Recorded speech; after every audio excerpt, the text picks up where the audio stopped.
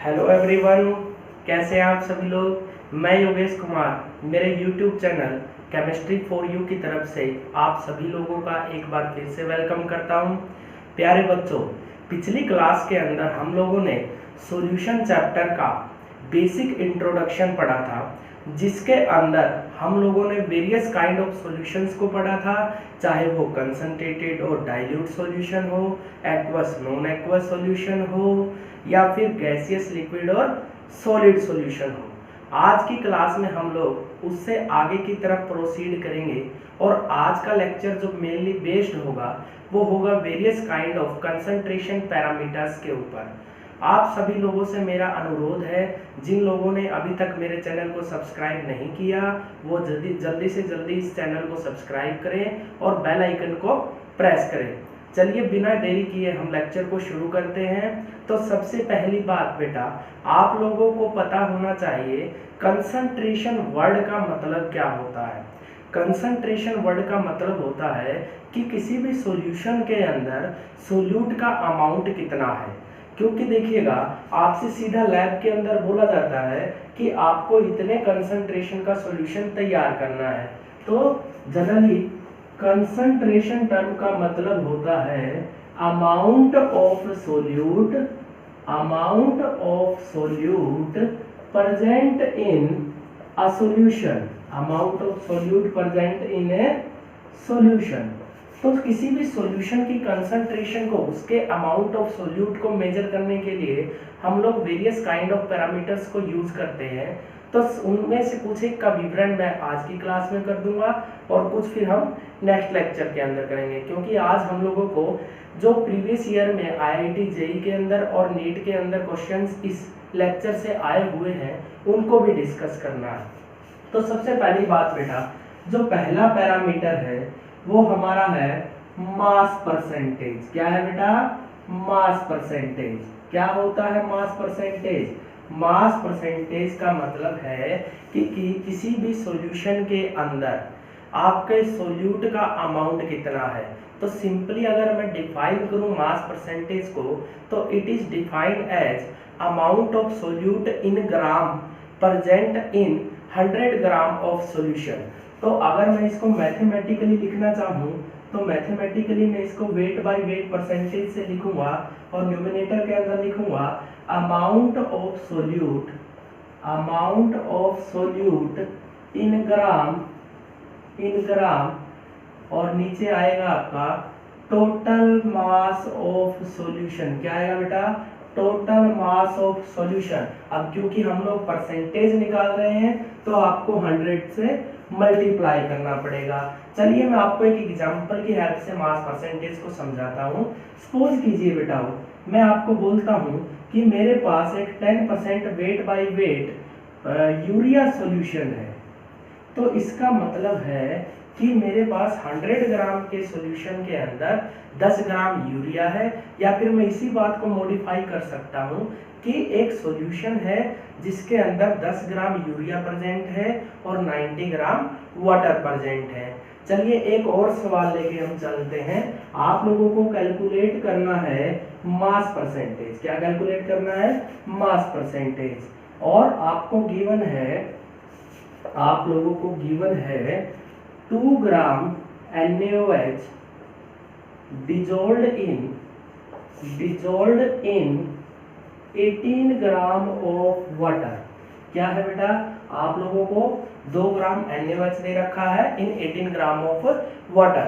तो आप लोगों को देखिएगा क्वेश्चन के अंदर क्या गिवन है। क्वेश्चन के अंदर आपको एक तो 2 ग्राम NaOH दे रखा है और 18 ग्राम क्या दे रखा है? वाटर दे रखा है। तो आपको क्वेश्चन में गिवन है वेट ऑफ सोल्यूट। कैसे पता लगेगा? सोल्यूट कौन है? अमाउंट से। अमाउंट किसका कम है? NaOH का। तो सोल्यूट की तरह एक्ट कौन करेगा?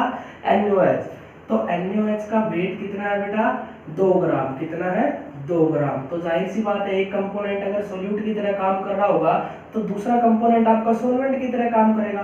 तो वेट ऑफ सोलवेंट कितना दे रखा है बेटा?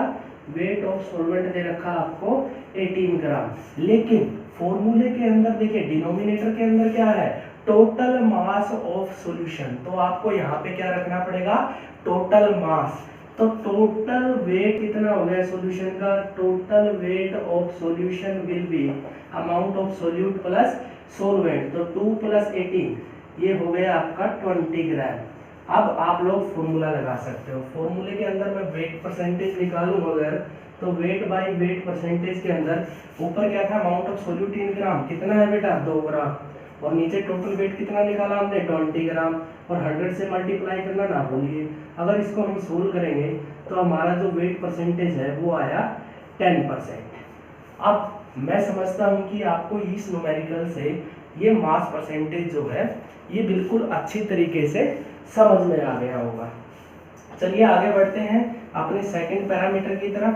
सपोज कीजिए बेटा आप लोगों के पास सोल्यूट और सोलवेंट दोनों के दोनों लिक्विड फॉर्म के अंदर प्रेजेंट है, तो ऐसी कंडीशन के अंदर आपको जो पैरामीटर यूज करना होता है वो है आपका वॉल्यूम परसेंटेज। तो वॉल्यूम परसेंटेज क्या होता है, it is amount of solute dissolved in 100 ml of solution. What is this, it is amount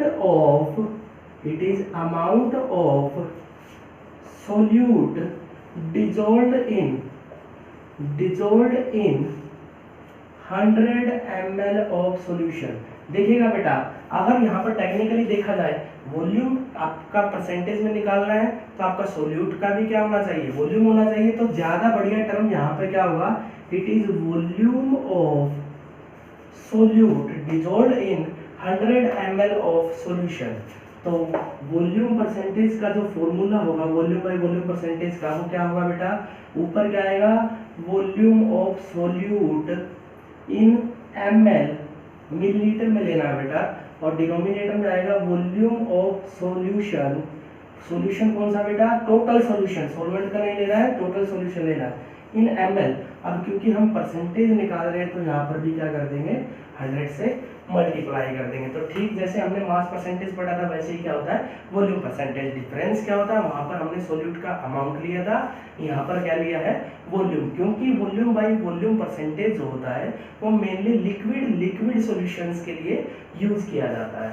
तीसरा पैरामीटर जो हमारा होगा वो होगा मास बाई वॉल्यूम परसेंटेज। क्या होगा बेटा, मास बाई वॉल्यूम परसेंटेज। अब जिसको ऊपर वाले दोनों फैक्टर समझ में आ गए तो तीसरा उसके लिए बिल्कुल आसान हो गया। सीधी सी बात है बेटा, ऊपर क्या होगा वेट होगा और नीचे क्या होगा वॉल्यूम। तो वेट बाय वॉल्यूम परसेंटेज के अंदर ऊपर जो न्यूमरेटर में जो टर्म आएगी वो आएगी अमाउंट ऑफ सोल्यूट या weight of solute in gram divide by volume of total solution in millilitre.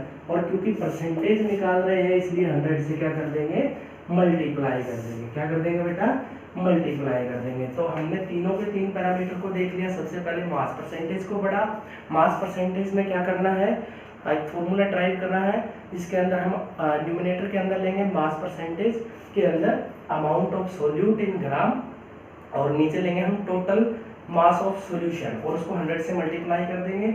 Volume percentage के अंदर हम वॉल्यूम बाय वॉल्यूम परसेंटेज में क्या लेंगे, न्यूमरेटर के अंदर हम volume of solute in ml लेंगे और डिनोमिनेटर के अंदर हम volume of solution in ml लेंगे और उसको भी 100 से मल्टीप्लाई कर देंगे। तीसरा जो हमारा है mass by volume percentage. Mass by volume percentage के अंदर हम लोगों को न्यूमरेटर के अंदर क्या लेना है मास ऑफ सोल्यूट इन ग्राम, और डिनोमिनेटर के अंदर क्या लेना है volume of solution in ml, और उसको भी 100 से क्या करना है मल्टीप्लाई करना है। तो तीन कंसंट्रेशन पैरामीटर के बाद जो चौथा और पांचवा पैरामीटर हमारे पास आ रहा है वो दोनों के दोनों पैरामीटर काफी इम्पोर्टेंट है।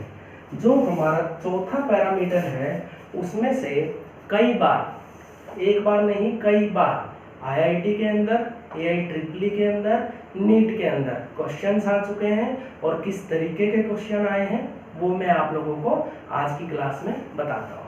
तो सबसे पहले हम पढ़ेंगे अगले पैरामीटर, दोनों को एक साथ डिस्कस कर लेता हूँ बेटा।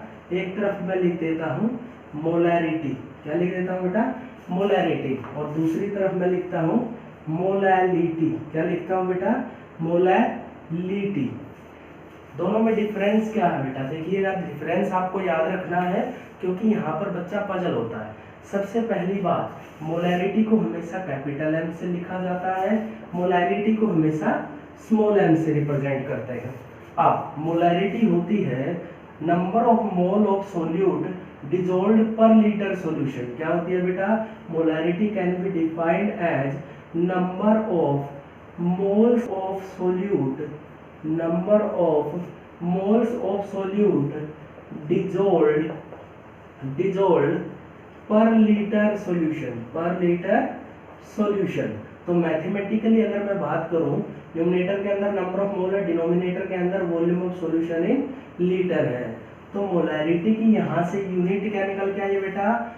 मोल पर लीटर। यूनिट का ध्यान रखिएगा बेटा, फिजिकल केमिस्ट्री जब भी पढ़ रहे हैं, क्योंकि बहुत से क्वेश्चन यूनिट से ही सोल्व हो जाते हैं। और मोलैरिटी की अगर मैं बात करूं, it is number of moles of solute, it is number of moles of solute per kg of solvent। क्या है बेटा? पर kg of solvent। जो सबसे मेन डिफरेंस है वो यही है बेटा कि यहाँ पर हमने क्या दिया था? पर लीटर सॉल्यूशन, मतलब यहाँ पे सॉल्यूशन का वॉल्यूम लिया गया है, और यहाँ पे क्या लिया गया है? सॉल्वेंट का वेट। ध्यान रखना बेटे, वॉल्यूम किसका? सॉल्यूशन का। वेट किसका? सॉल्वेंट का। तो मोलैरिटी का जो अगर मैथमेटिकली मैं देखूं मोलैरिटी को, तो इट विल बी, न्यूमरेटर के अंदर आपका आएगा नंबर ऑफ मोल, और नीचे क्या आएगा बेटा? Weight of solvent, weight of solvent in KG. तो यहाँ से मोलैरिटी की यूनिट क्या निकल के आती है? मोल पर किलोग्राम। क्या आती है बेटे? मोल पर किलोग्राम। तो दूसरा बेसिक डिफरेंस क्या हो गया? यूनिट का। अब तीसरा डिफरेंस क्या बेटे? मोलैरिटी के डिनोमिनेटर के अंदर वॉल्यूम आता है और इसके वेट आता है। तो जितने भी फॉर्मूलों के अंदर वॉल्यूम टर्म आता है वो सारी की सारी टेम्परेचर पे डिपेंड करती है, और जितने भी फॉर्मूलों के अंदर यहाँ पे मास आता है, मास आपका टेम्परेचर पे डिपेंड नहीं करता। Mass is independent on temperature. So molarity का टेम्परेचर चेंज से कोई लेना देना नहीं। आप कितना भी टेम्परेचर बढ़ाओ घटाओ, उससे उसके ऊपर कोई फर्क नहीं पड़ना। हमें आप देखिएगा जरा, नंबर ऑफ मोल क्या होते हैं? Weight upon molecular weight. क्या होते हैं बेटे? Weight upon molecular weight. Number of मोल किसके थे? सोल्यूट के। तो यहाँ पे भी क्या लिखोगे? वेट किसका? Weight of solute. और मोलिकुलर वेट किसका? Molecular weight of solute. तो सपोज कीजिए मैं सोल्यूट को रिप्रेजेंट करता हूँ W2 पे, उसके वेट को रिप्रेजेंट करता हूँ W2 से, और मोलिकुलर वेट को रिप्रेजेंट करता हूँ M2 से। तो number of mole of solute क्या हो जाएंगे? W2 by M2। क्या हो जाएंगे बेटा? W2 by M2। तो मोलैरिटी का फॉर्मूला क्या हो जाएगा? M is equal to W2 by M2 into volume in litre.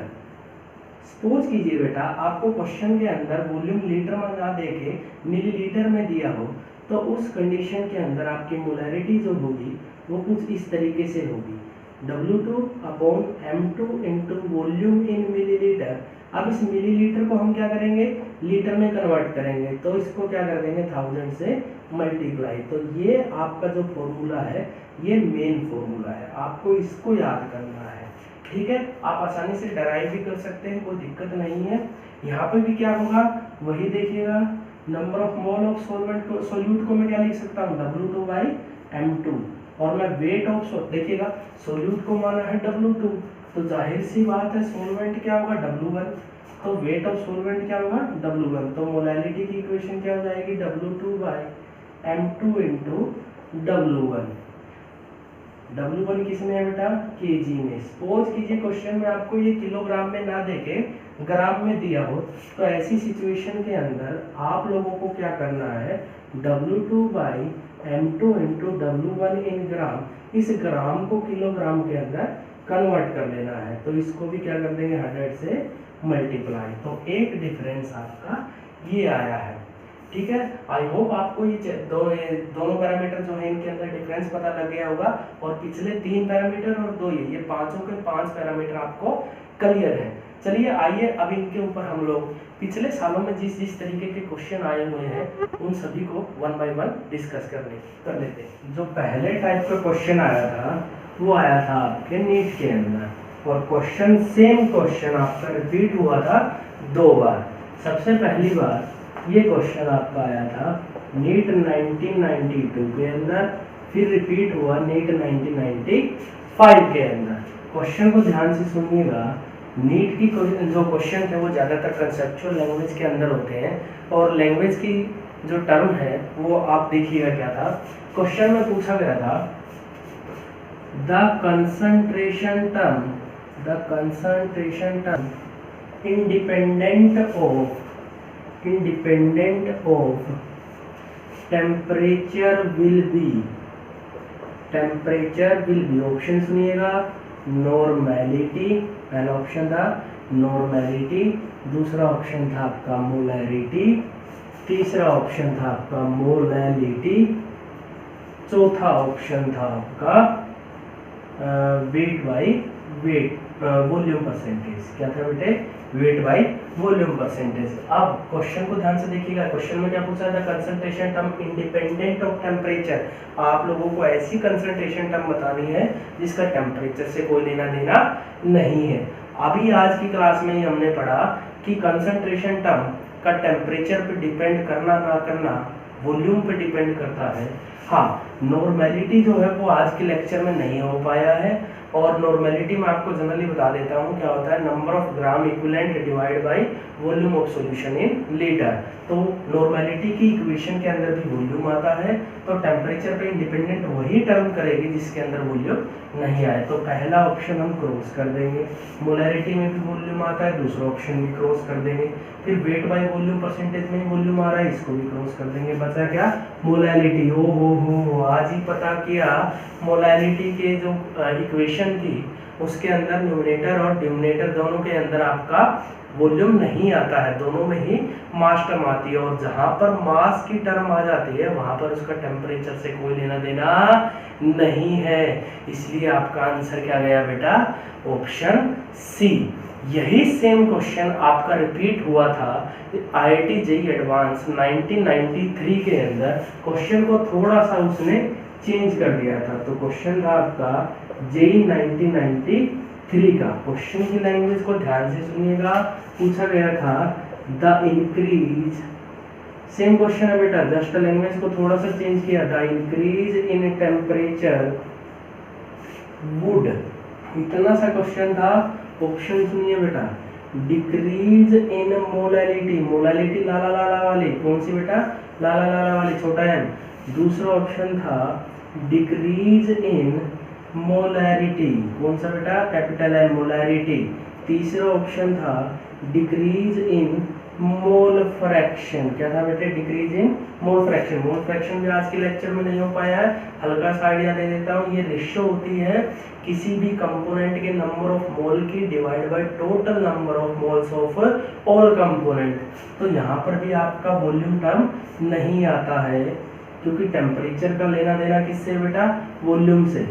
और लास्ट ऑप्शन था decrease in weight by weight percentage, तो यहाँ पर भी वॉल्यूम नहीं है। तो आपको डिसाइड करना है एक ऐसा टर्म जिसके फॉर्मूले के अंदर वॉल्यूम आता हो। तो आंसर क्या जाएगा बेटा? बिना पेन उठाए आप सोल्व कर दोगे। आंसर क्या जाएगा? Decrease in molarity. जरा इस क्वेश्चन को समझिएगा, देखिएगा। अगर मैं टेम्परेचर को इंक्रीज करता हूं तो टेम्परेचर बढ़ाने से सोलवेंट मॉलिक्यूल की काइनेटिक एनर्जी इंक्रीज कर जाएगी। अगर काइनेटिक एनर्जी इंक्रीज करती है तो वॉल्यूम बढ़ जाएगा, और वॉल्यूम अगर बढ़ जाएगा, मोलैरिटी के फॉर्मूले में number of mole divide by volume होता है। अगर ये वॉल्यूम इंक्रीज कर गया तो जाहिर सी बात है मोलैरिटी क्या हो जाएगा? डिक्रीज हो जाएगा। तो सेम क्वेश्चन है, रिपीट हुआ है।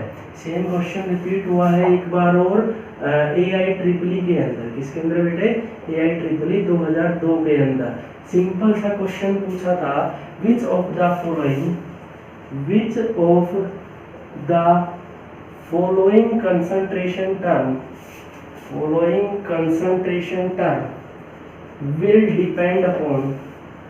will depend upon temperature. इनमें से कौन सी कंसंट्रेशन टर्म है जो आपकी डिपेंड करेगी टेम्परेचर पे? पहला ऑप्शन था मोलालिटी ला ला ला ला वाला, दूसरा ऑप्शन था मोलारिटी, तीसरा ऑप्शन था मोल फ्रैक्शन, और चौथा ऑप्शन था वेट बाय वेट परसेंटेज। तो इस बार भी आंसर क्या गया?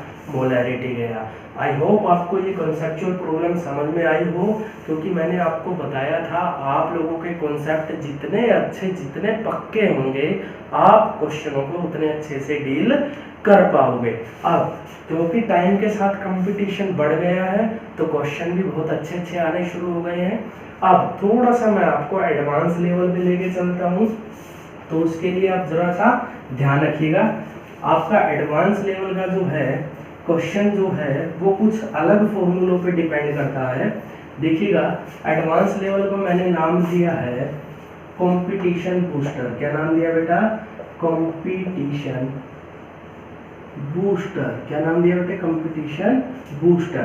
तो सबसे पहली बात जो कंपटीशन बूस्टर के अंदर हम लोग पढ़ेंगे वो होगी relationship between molarity and molality. Relationship between molarity and molality. तो कैपिटल एम और स्मॉल एम के अंदर आपस में क्या लिंक है? तो आपको ध्यान रखना है ये फॉर्मूला, डायरेक्ट फॉर्मूला बता रहा हूँ। मोलैरिटी जो होती है वो mass molality into density divide by 1 plus molality into molar mass of solute divide by 1000 होती है। आप लोगों को इस फॉर्मूले को MTR कर लेना है। अब आप पूछ रहे होंगे MTR का मतलब है मुझे तो रट ले। तो मोलैरिटी जो होती है उसका फॉर्मूला है molarity into density divide by 1 plus molarity into molar mass of solute divide by 1000। लिख देता हूँ बेटा। D यहाँ पर क्या है? डेंसिटी। M2 यहाँ पर क्या है? Molar mass of solute. चलिए इस फॉर्मूले पे आए हुए क्वेश्चन को भी देख लेते हैं। क्वेश्चन था if a 1 molar solution of density 1.21 gram per ml is present, then what would या will be मोलैरिटी। आपको मोलैरिटी दी है, मोलैरिटी पूछा है। डायरेक्ट फॉर्मूले के अंदर आपको डाटा रख देना है। सबसे पहले मोलैरिटी दिया है 1 और 1 मोलर बोला तो उसकी मोलैरिटी क्या हो गई? 1। डेंसिटी दिया है 1.21 और यहाँ पर 1 प्लस मोलैरिटी फिर से 1। अब मोलर मास ऑफ सोल्यूट निकालना है। किसका दे रखा बेटे? सॉल्यूशन ऑफ NaCl दे रखा बेटे। NaCl क्या? जो आपको मोलर मास निकालना है। सोडियम का होता है 23 ग्राम, क्लोरीन का होता है 35.5 ग्राम। टोटल करोगे ये हो जाएगा 58.5 ग्राम। इसको यहाँ पर पुट करोगे 1000 से डिवाइड करोगे, सोल्व करने के बाद आ गया 1.143। मोलैरिटी की यूनिट क्या होती है? ग्राम पर लीटर। यूनिट को लिखना ना भूले, बार बार बता रहा हूँ आप लोगों को। तो आपको ये फॉर्मूला जो है अच्छे से रिमाइंड कर लेना है। अगला जो फॉर्मूला मैं आप लोगों को बताने जा रहा हूँ उस फॉर्मूले के ऊपर जेई एडवांस 2013 के अंदर क्वेश्चन आया हुआ है। जरा देखिएगा, अगला जो टाइप है वो है molarity of solution after mixing. आपको क्या देगा? 2 सॉल्यूशन देगा, दोनों की मोलैरिटी और वॉल्यूम दे देगा और बोलेगा कि उनको मिक्स कर दो। मिक्स करने के बाद आपसे पूछेगा कि जो रिजल्टिंग सॉल्यूशन अपना बना है उस रिजल्टिंग सॉल्यूशन की आपको क्या बतानी है? मोलैरिटी। तो फॉर्मूला आप लोगों को अप्लाई करना है। सपोज कीजिए पहला जो सॉल्यूशन था उसकी मोलैरिटी थी M1, वॉल्यूम है उसका V1 प्लस उसके सेकंड सॉल्यूशन की मोलैरिटी है M2 और वॉल्यूम है V2। तो रिजल्टिंग सॉल्यूशन की जो मोलैरिटी होगी वो निकालने के लिए हमें ये वाला फॉर्मूला अप्लाई करना पड़ेगा। तो इस फॉर्मूले के अंदर आपको वैल्यूज पुट कर देनी है। जो जेई एडवांस के अंदर जो क्वेश्चन आया हुआ था वो क्वेश्चन कुछ इस तरीके का था। आपको दो सॉल्यूशन दिए थे, एक सॉल्यूशन का वॉल्यूम था 10 ml और NaOH का सॉल्यूशन था जिसकी मोलैरिटी जो थी वो 2 मोलर थी। दूसरा जो सॉल्यूशन आपको ऐड करना था वो 200 ml था NaOH का और 0.5 मोलर। आपको रिजल्टिंग सॉल्यूशन की मोलैरिटी निकालनी थी। तो चलिए फॉर्मूले में पुट करते हैं। M1 क्या है भाई, M1 है आपका 2, V1 क्या है 10 ml प्लस M2 क्या है 0.5, V2 क्या है 200 ml equal to M V1 plus V2। V1 V2 की वैल्यू भी यहीं रख देता हूँ 10 प्लस 200। तो यहाँ से M की वैल्यू क्या हो जाएगी 2 into 10 plus 0.5 into 200 divide by V1 plus V2 2 1 10। तो इसको आप सोल्व करेंगे। सोल्व करने के बाद आपके इस क्वेश्चन के ऑप्शन जो थे कुछ ऐसे थे 0.57 5.17 1.14 11.4। तो आप इसको जब सोल्व करेंगे तो ये आपका आएगा 120/210। तो आप इसको जब सोल्व करोगे आप देखोगे डिनोमिनेटर वाली टर्म जो है वो बड़ी है ऊपर वाली टर्म से, तो आंसर जो आएगा वो फ्रैक्शन में आएगा और फ्रैक्शन में सिर्फ एक ही ऑप्शन के अंदर आंसर है और आंसर क्या जाएगा 0.57। क्या जाएगा बेटा 0.57। इसके अलावा जो क्वेश्चन का टाइप बनता है वो बनता है आपको दो सॉल्यूशन देगा, एक की मोलैरिटी दे देगा वॉल्यूम दे देगा, दूसरे सॉल्यूशन का या तो वॉल्यूम दे देगा या मोलैरिटी दे देगा और दूसरी चीज पूछ लेगा। आपको सपोज कीजिए एक सॉल्यूशन की मोलैरिटी दे दी वॉल्यूम दे दिया, दूसरे सॉल्यूशन का भी वॉल्यूम दे दिया तो उसकी मोलैरिटी पूछ सकता है। तो आपके पास तीन चीजें जो आपको नोन है, चौथी आपको निकालनी है तो आप उसको भी इसके अंदर पुट कर देंगे। तो इस तरीके के क्वेश्चन भी आपके एग्जाम के अंदर आ सकते हैं। चलिए ये तो हुई कंपटीशन की बात। अब अपने थोड़े से लो लेवल पे आते हैं, बोर्ड की क्लासेस पे आते हैं। बोर्ड में जो क्वेश्चन आता है बिल्कुल ही सिंपल टाइप का क्वेश्चन आता है। एक दो क्वेश्चन हम वो भी डिस्कस कर लेते हैं। एक क्वेश्चन हम मोलैरिटी पे कर लेते हैं, एक क्वेश्चन मोलैरिटी पे कर लेते हैं। चलिए शुरू करते हैं बोर्ड की प्रिपरेशन, क्योंकि इस साल हम लोगों को क्या CBSE हरियाणा बोर्ड का पेपर भी देना है। बोर्ड की जो प्रॉब्लम्स होती हैं वो काफ़ी हल्की होती हैं। बोर्ड के लेवल पर बिल्कुल हलवा टाइप क्वेश्चन आते हैं, आप बिल्कुल आराम से उसको फॉर्मूला बेस सोल्व कर सकते हैं। अगर आपको फॉर्मूला आता है तो आप आसानी से क्वेश्चन को टैकल कर सकते हैं। तो क्वेश्चन है कैलकुलेट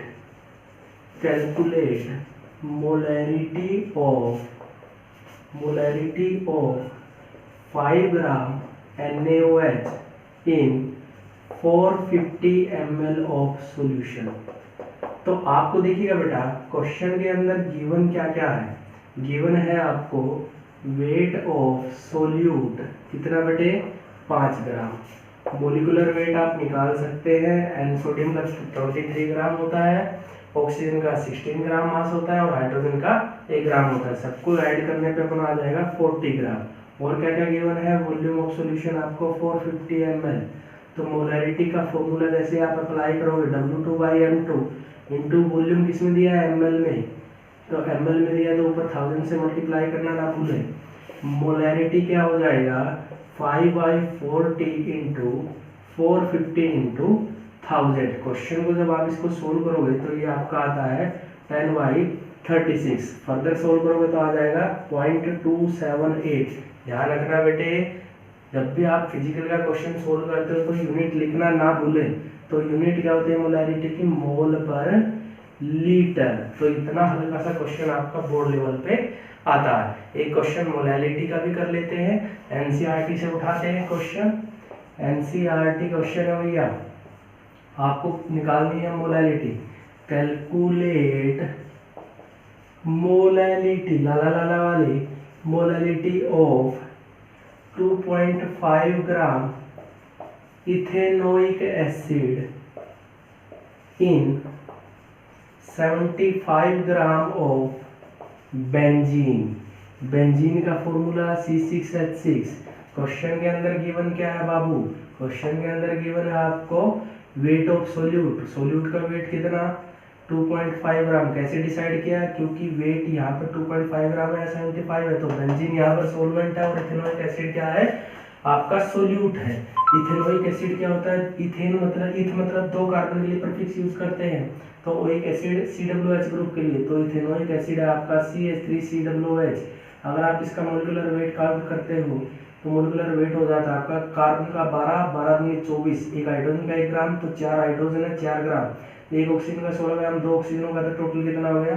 60 ग्राम। कितना हो गया बेटा? 60 ग्राम। और क्या दिया आपको? वेट ऑफ सोलवेंट डायरेक्ट दे दिया है 75 ग्राम। मोलैलिटी का फॉर्मूला क्या होता है? Number of mole divide by weight of solvent in KG. यहाँ पर नंबर ऑफ मोल कैसे? वेट अपॉन मोलिकुलर वेट से निकाल लेंगे, तो सीधा पहले फॉर्मूला अप्लाई कीजिए, weight upon molecular weight into weight of solvent. अब क्योंकि ये ग्राम में दिया है तो 1000 से मल्टीप्लाई करना ना भूले। मोलैलिटी जो होगा वो क्या हो जाएगा? 2.5 डिवाइड बाई 60 इंटू 75 इंटू 1000। अगर आप इसको सोल्व करेंगे तो सोल्व करने के बाद आपका आंसर आएगा 0.5। फिर से कह रहा हूँ, फिजिकल केमिस्ट्री के सॉल्यूशन करते टाइम, क्वेश्चनों को डील करते टाइम यूनिट लिखना ना भूलें। तो मोलैलिटी की यूनिट क्या होती है? मोल पर केजी। तो इतने हल्के टाइप के क्वेश्चन आपके बोर्ड के एग्जाम के अंदर पूछे जाते हैं। तो आई होप आप लोगों को आज का लेक्चर बहुत अच्छा लगा होगा, क्योंकि हमने वेरियस काइंड ऑफ कंपटीशन जो है उन सब के क्वेश्चंस जो है पिछले सालों में आए हुए सबको यहाँ पर डील कर लिया है। उसके अलावा जो बोर्ड की प्रॉब्लम्स है वो भी डिस्कस की है। आई होप आपको लेक्चर बहुत पसंद आया होगा। और जिन बच्चों ने मेरा चैनल सब्सक्राइब नहीं किया है, जल्दी से जल्दी आप सब्सक्राइब कीजिए, बेल आइकन को प्रेस कीजिए और वीडियोस को लाइक करते रहिए, और मैक्सिमम से मैक्सिमम आप वीडियो को क्या करिए? शेयर कीजिए। Thank you very much.